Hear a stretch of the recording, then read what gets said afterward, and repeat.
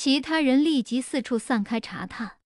蓝忘机蹲下身，拿起一块石头认真闻了闻，虽还蒙着眼无法看到，却很是肯定，虽然轻微，但的确是火药的味道。公子，是并周军配备的战甲和弓弩。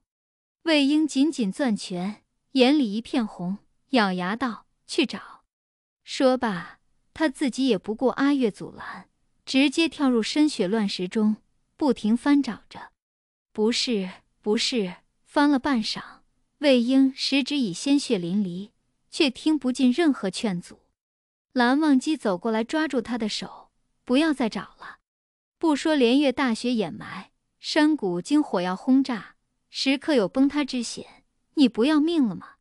魏婴哪里听得进去，当听到一声是少爷的剑时，脑中响起阵阵轰鸣，不管不顾地推开蓝忘机，连滚带爬地冲过去。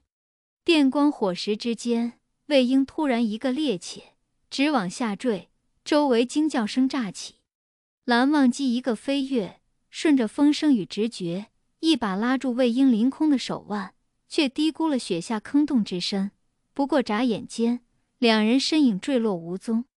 阿月狂奔急喊：“公子！”蓝湛再醒过来，只觉得全身酸痛不已，尤其是右腿锐痛。他睁开眼，却仍是一片朦胧，看来眼疾仍未痊愈。发觉跟前起着一个小小的火堆，蓝湛猛然想起与他一起滚落的人呢。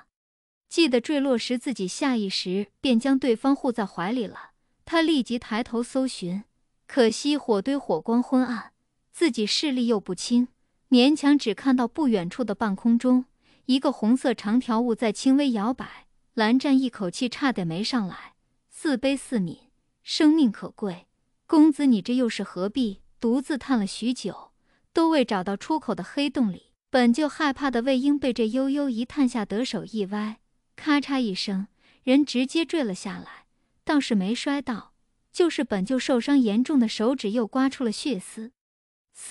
公子，你还好吗？蓝湛也知道自己误会了，赶紧问道。魏婴甩甩手，将血珠甩去，又将掉断的几根粗枝拖过来，先蹲下来，把火堆蓄得更大，才悠悠道：“托蓝公子的福，还活着。”蓝湛不自在地挪挪受伤的腿，又听对方道：“莫非蓝公子以为在下头还了？这里没有刀剑利刃，他手又受了伤，用不了大力，只能把腰带挂到枝上，靠重力来取材了。”蓝湛有些尴尬：“抱歉，是蓝某误会了。”爱任谁一睁眼，看到远处一身红衣挂在半空，第一反应都会想歪的。魏婴确定周围温度高了许多，便将落在蓝湛脚边的外衣捡起来穿了回去。蓝湛这才反应过来，连忙道谢：“多谢公子。”魏婴背着他穿好外衣，又坐下来：“不必，是我要感谢公子仗义相救。要不是蓝湛舍命护着，或许躺在这里不能动的便是他自己了。对不起，是我连累了公子。洞口被埋住了，这里不见天日，你的腿还受了伤，如今只能期盼阿月他们尽快找到我们了。公子何来此言？不必担心，按在下的推测，山洞不深，就是2次崩塌后添了寻找难度，但按贵府之人对公子的挂心，他们定能很快找过来。不若待我缓一缓，咱们再一起去找找出路，不到最后一刻，不能轻言放弃。”蓝湛安慰。魏婴没有道出自己的担忧，只轻轻嗯了一声，随后看向他受伤的右腿：“你的腿流了好多血，我的药不知掉到何处去了，只好取你脸上的布下来包扎。”蓝湛抬手轻触一下眼角：“无碍，事急从权。”两人一阵沉默，只有火花时不时渐响的声音。蓝湛想起两人落下前的事情，突然道：“节哀。”魏婴轻轻拨动火堆，心里闷痛，一股说不尽的悲郁冲上喉咙。那鹰是我亲兄长的佩剑，我不会认错。一开始他们都跟我说回不来了，可我不想听，不想信。却还是得到了最糟糕的结果。蓝湛知道魏婴此时此刻只想倾诉内心的悲痛，便安安静静地听着。家中也算是家，我自小生活无忧，长辈慈爱明理，家中兄长哥哥都很优秀，家族和睦。我哥哥，他在家中行二，文韬武略样样不差，行事坦荡，是个再好不过的人了。他一定是个好哥哥。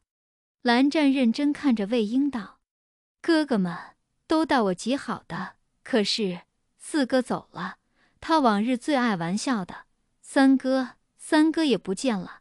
他印象里总是淡然出尘的三哥，丹青绝妙的三哥，睁着眼满身是血的死在他的怀里，就连尸身都无法保全。或许日后还能再见，虽看不见，蓝湛却听到了小郎君低声啜泣的声音。从不知怎么劝慰的他，只好学着别人做的那样，干巴巴地安慰道：没了，见不到了。魏婴带着哭腔呢喃。魏清义临死前的嘱咐仿佛还在耳边：阿宪，记住，千万不能让他发现我死了。只要我还活着，在他没找到我和东西之前，就不会直接对魏家出手，或有一线生机交给你了。宪把我的尸体化了，记住。他本以为亲手将三哥的尸身焚烧成一捧白灰已是痛入骨髓，如今才知原来痛到极致，连呼吸都是需要勇气的。我没有哥哥了，他低低地告诉自己。那日魏婴哭着哭着便半昏半睡了过去。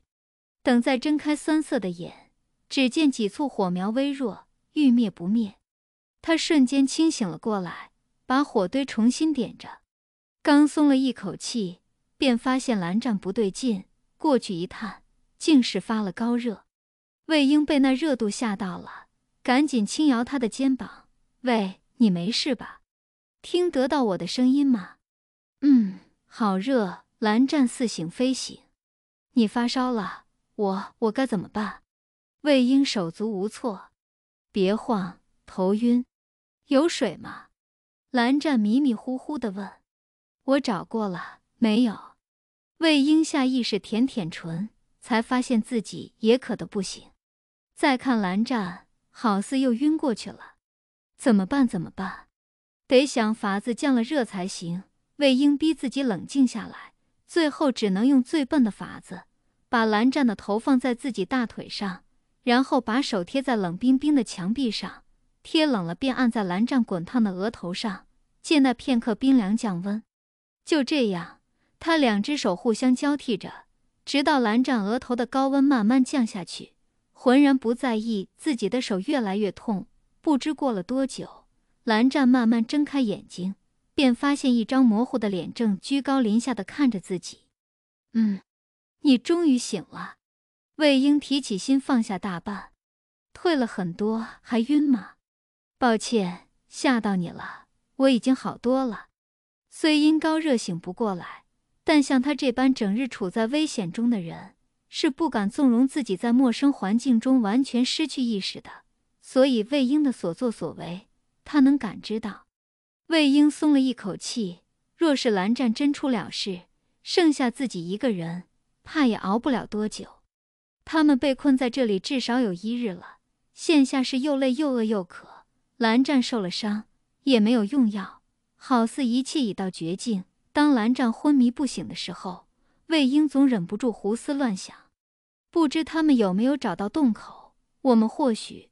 蓝湛察觉他的不安与绝望，突然道：公子之前说了自己家人，现在有没有兴趣听听在下的故事？魏婴清醒地知道对方是在转移自己注意力，这份贴心他自然心领。若蓝公子不介意，我自当愿意。